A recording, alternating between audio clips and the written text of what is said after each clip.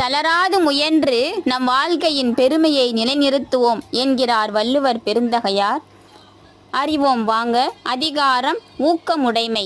சிதைவிடத் தொல்வார் உறவோர் புதயம் பிற்பட்டுப்பாடொன்றும் களிறு. ஆண் யானையானது போர்க்களத்தில் அம்புகளால் ஆள் பதிந்து புண்பட்டிருந்தாலும் கூட தளராது தன்னுடைய பெருமையை நிலைநாட்டுவது போல ஊக்கமுற்ற வலியவர்கள் தன்னுடைய முயற்சிக்கு ஊறு நேர்ந்தால் கூட, எவ்வளோ கஷ்டம் நேர்ந்தால் கூட தளராது முயன்று தன்னுடைய பெருமையை நிலைநிறுத்துவர் என்கிறார் வள்ளுவர் பெருந்தகையார்.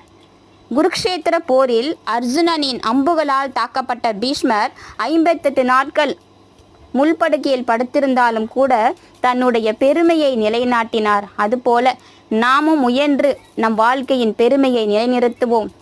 திருக்குறளை என்றென்றும் பொருளுடன் கற்போம், நாமும் கற்போம், நம்முடைய குழந்தைகளுக்கும் பொருளுடன் கற்பிப்போம்.